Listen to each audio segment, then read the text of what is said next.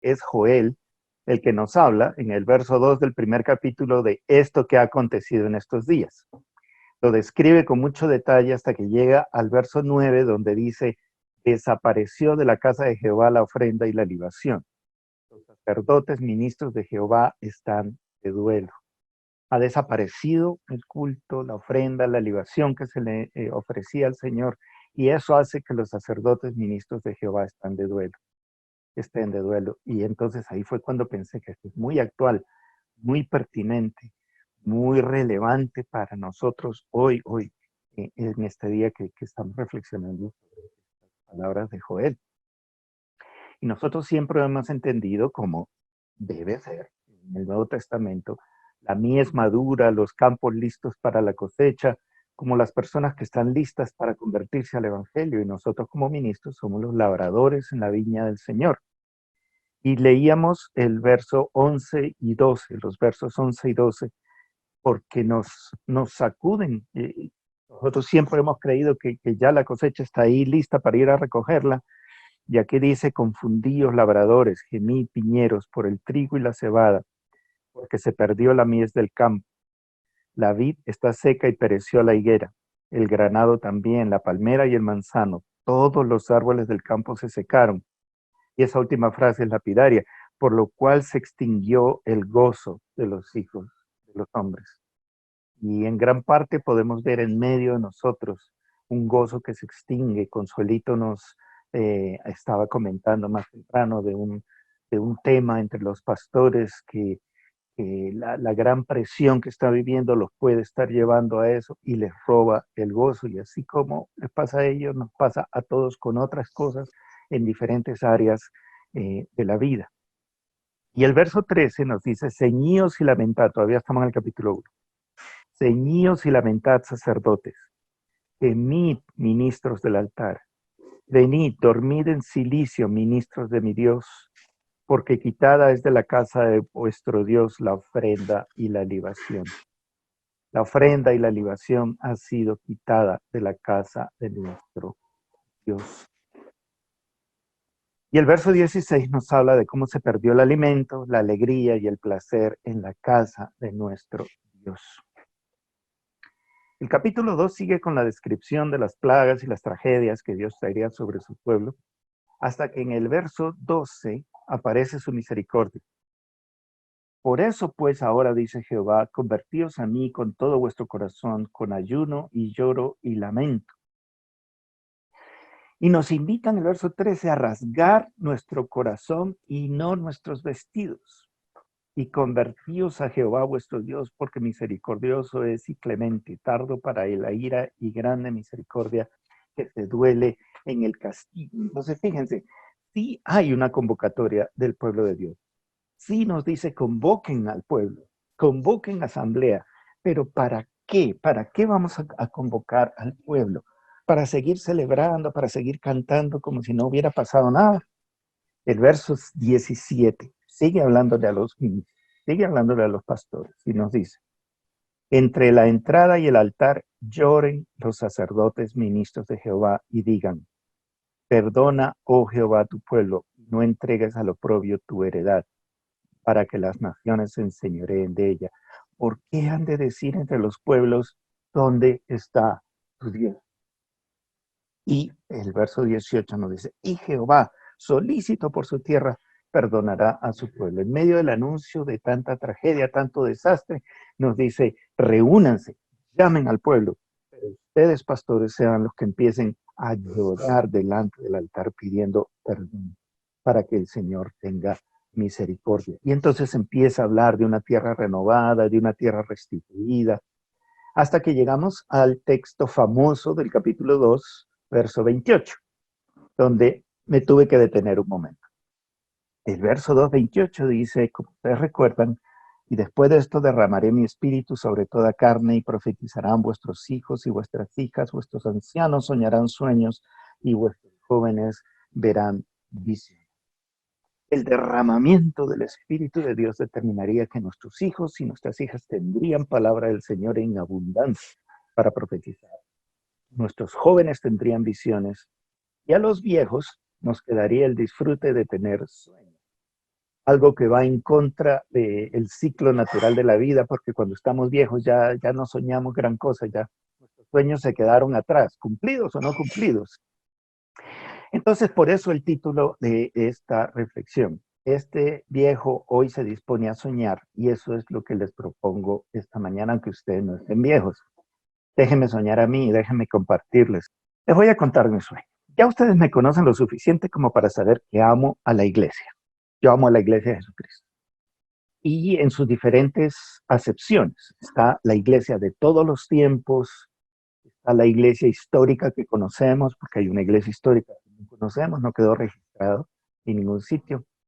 La iglesia como el cuerpo de Cristo regado por todo el mundo en este momento. La iglesia local, todas esas son ideas de iglesia que yo amo con todo mi corazón. Ustedes aquí en esta pantallita son un pedazo de mi iglesia a la que yo pertenezco.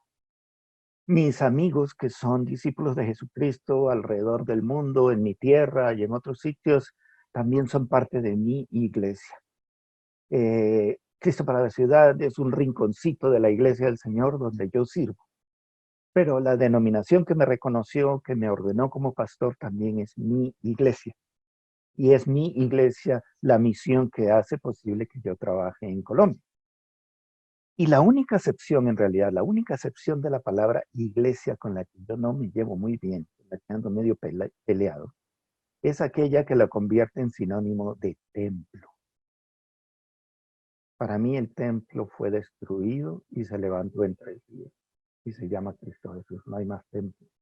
No podemos llamar templo a 4 ladrillos, pero me estoy desviando. Vamos a ver después un poco más. Mi sueño empieza reconociendo, como dice Joel, que todo esto que está pasando ha sido orquestado por Dios al milímetro. No es una casualidad, no es un accidente, no es una maquinación del enemigo. Dios ha querido humillar al hombre de una manera absoluta. La ciencia no sabe dónde está parada. Pónganse a revisar. Hoy es cierto, mañana es falso, después es cierto, que se transmite así el virus, que no se transmite, que salió del mono, que del murciélago, que lo inventaron de un laboratorio, que con esta medicina se cura, que con esta vacuna, que haga gárgaras de sal, que tome lejía, en fin. Nadie sabe dónde está parado. La sociología se ha vuelto loca y resulta inútil, más allá de describir lo que no entiende ni puede controlar. La economía se está desmoronando y nadie sabe cómo detener ese desastre.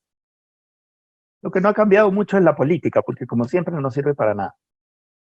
La filosofía se jala los pelos, balbucea incoherencias. Pero eso siempre ha sido así. Todo eso es cuento viejo. Pero creo que Joel también nos está diciendo que el Señor ha permitido que su iglesia, y más aún sus niños, tengamos que morder el polvo de la humillación. ¿Dónde está la humillación? ¿Dónde está esa humillación? Esa humillación está en el darnos cuenta de que si nos quitan la religión, nos volvemos locos y no sabemos qué hacer. Nos hemos olvidado del Dios al que estamos supuestamente adorando con esa religión. Porque con esa tristeza y ese llanto y ese lloro, porque no podemos reunirnos, ¿de verdad estamos diciendo que si no hay templo, becerros, ovejas, holocaustos y ofrendas, no hay iglesia? Parece increíble poniéndolo de esa manera, pero a eso hemos llegado. Y por eso estamos llorando, por eso estamos desesperados, por eso le estamos rogando al Estado que nos deje abrir los benditos templos y volver a juntar los rebaños. ¿Fue que se nos perdió la brújula o qué nos pasó, mis hermanos? El estrado donde armábamos nuestros shows evangélicos ha sido humillado. Nuestra condición de rockstars pastorales ha sido humillada. El endiosamiento de la música, los músicos, los magos, esos que se adjudican la gloria cuando todo sale bien, pero te echan la culpa por tu falta de fe cuando se les enreda el truco.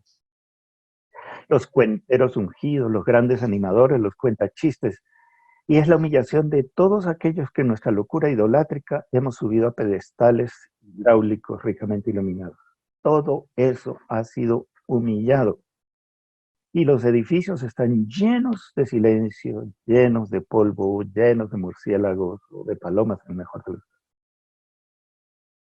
Todos hemos sido humillados. Esa decisión que tomamos en algún momento trágico de dejar de hacer discípulos en abierta desobediencia a aquel a quien decimos seguir, proclamar y adorar. Dejamos de hacer discípulos para dedicar increíbles cantidades de tiempo, de esfuerzo, recursos materiales para llenar espacio.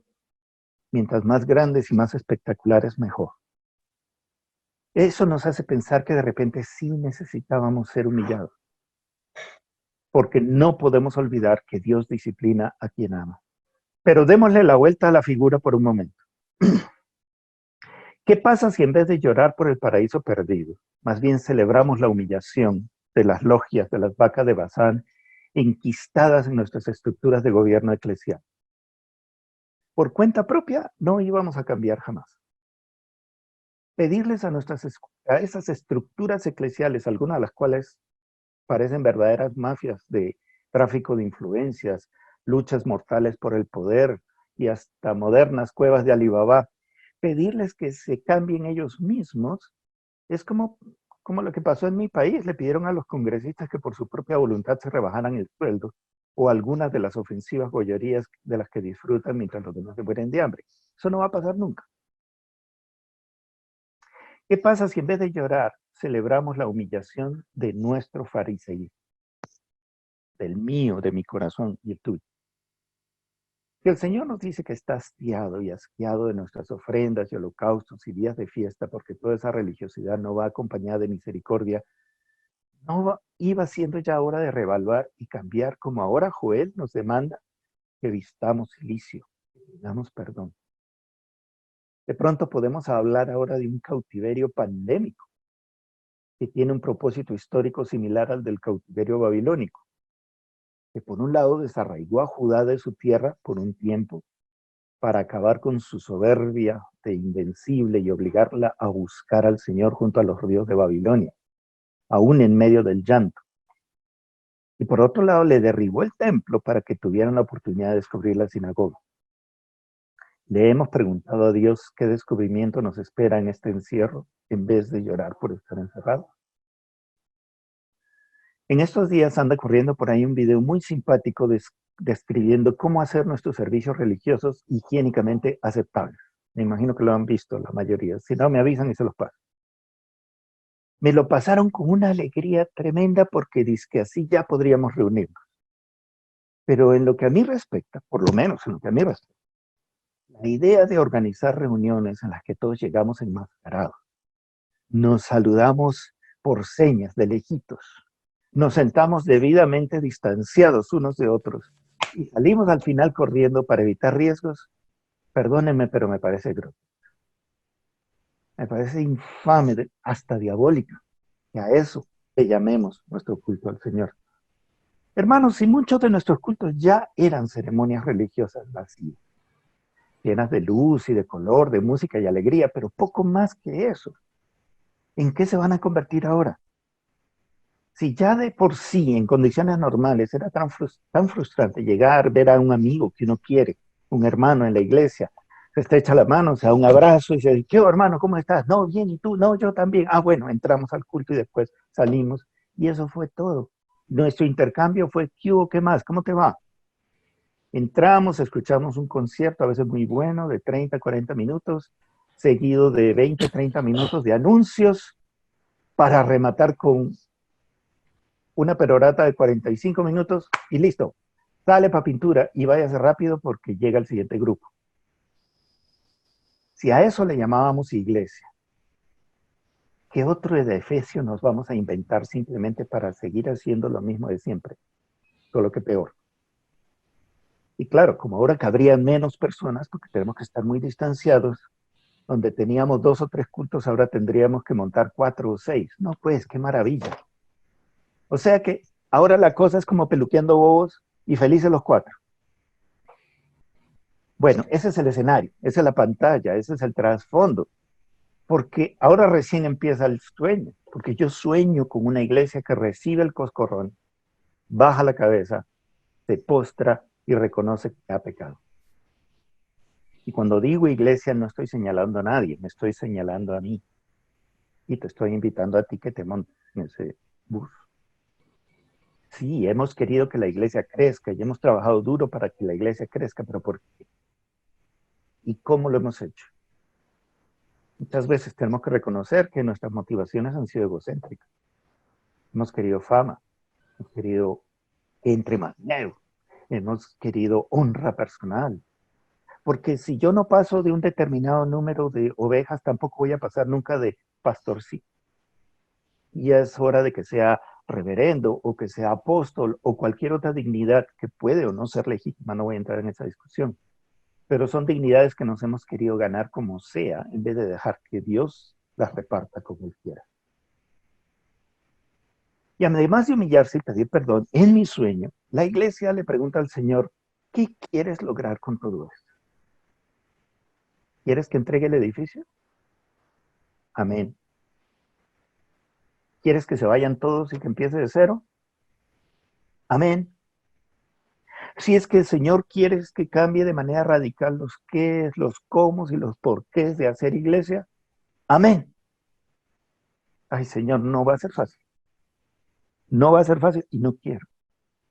Si es posible, aparta de mí este cáliz, pero no se haga mi voluntad, sino la tuya. Y aleluya, yo te alabo por traer vino nuevo para la iglesia, pero duele botarlo sobre mí. Y en mi sueño, la iglesia no pretende poner vino nuevo en odres. Luego la iglesia tiene una visión en la que un ángel le recuerda que lo que Jesús nos mandó a hacer es discípulos, ni más ni menos. Y hacer discípulos. El problema es que hacer discípulos, y lo he dicho 20,000 veces, pero ¿qué hago? Estoy frente a un sueño. Y el problema es que hacer discípulos es lento, costoso, frustrante, es poco eficiente. No da fama, no da plata, no sale en televisión, y es más sangre, sudor y lágrimas que otra cosa. Los que han hecho discípulos lo saben. Sin embargo, la iglesia, en cabeza de sus pastores, asume el compromiso de pagar los costos necesarios de hacer discípulos. Asume en la responsabilidad de hacer los sacrificios necesarios para ser discípulos. Pasar las penurias que sean necesarias, completar los sufrimientos del cuerpo de Cristo, mientras el Señor añade a los que han de ser salvos. Y puede que con esto no crezcan las multitudes enardecidas, ni el estruendo de trompetas y tamboriles, pero vamos, no ha de ser tan malo que empiece a haber en nuestras iglesias más discípulos que feligreses. Y no ha de ser tan malo que se vayan de nuestras comunidades algunos de esos que cantan, saltan, lloran y convulsionan el domingo con la misma devoción con la que roban, mienten, degradan a otros y sacrifican en el altar de sus deleites y placeres el resto de la semana. Nuestras iglesias están llenas de eso. El problema es que como venían el domingo, se emocionaban, dejaban una platica, no nos importaba cómo vivieran el resto de la semana. No importaba que ni parecieran cristianos, mientras fueran buenos evangélicos mismadores, ¿verdad? En mi sueño, los pastores nos horrorizamos de esas cosas y decidimos ponerle fin a esa incoherencia que huele a azufre, empezando con nosotros mismos, que muchos de nosotros somos tremendamente incoherentes entre lo que predicamos y lo que vivimos. Seguidamente, en el sueño, nos reunimos y decidimos que, como los pastores, los ministros de Jehová que somos, renunciamos a la tarea de mantener un sistema religioso, un establecimiento, un establishment religioso, para ponernos a pastorear a la gente. ¿Nos podemos reunir en las casas? Listo. ¿Que máximo 15 personas? Perfecto. ¿Cuántos somos? ¿300? Listo. Eso nos da 20 grupos de 15 personas. Maravilloso.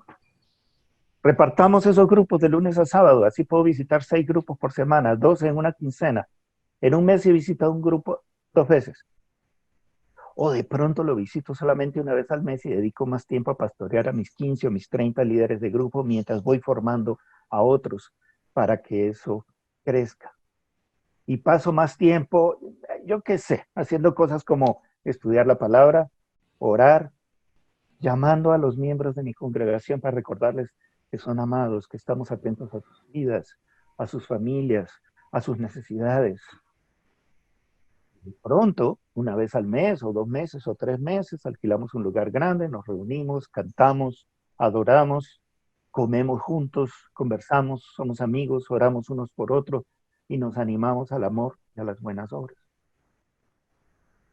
El sueño pasó que muchas congregaciones tuvieron que entregar edificios y las lágrimas fueron abundantes y sinceras, por supuesto. Pero aquellas congregaciones que tenían edificios propios o acuerdos especiales que les permitían quedarse usándolos, convocaron a las demás congregaciones y les dijeron que por qué no organizaban un calendario para usar ese edificio. Todos los días o los fines de semana, lo que fuera. Y los fines de semana lo usaban 2 comunidades en la mañana, 2 en la tarde, 1 en la noche, sábados y domingos. Eso nos da 10 iglesias usando las mismas instalaciones y entre todos cubriendo los gastos. Es atrevido, es riesgoso, es alocado. Sería muy difícil, yo lo sé. Pero me perdonarán, pues, porque soñar no cuesta nada.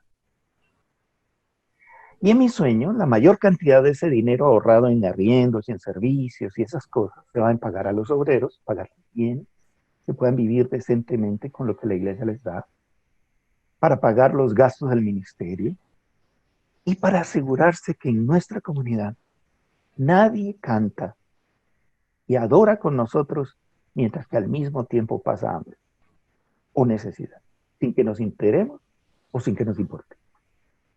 Nadie se acuesta sin comer, se convierte en una consigna de nuestra comunidad, de nuestra iglesia. Aquí nadie se acuesta sin comer. Ninguno de nuestros niños se queda sin colegio. Las medicinas de nuestros enfermos se consiguen. Se corre la voz de quien está sin trabajo. Tenemos dónde acomodar por un tiempo al que se quedó en la calle repentinamente, lo que fuera. En mi sueño, nadie llora solo. Nadie sufre en silencio. El amor del Padre Celestial, el poder del Espíritu Santo, la gracia de nuestro Señor Jesucristo, con lo que solemos bendecir al final de un servicio, corren por entre nosotros como la sangre en las venas de un cuerpo sano. Y nunca más pasa como hasta ahora ha pasado.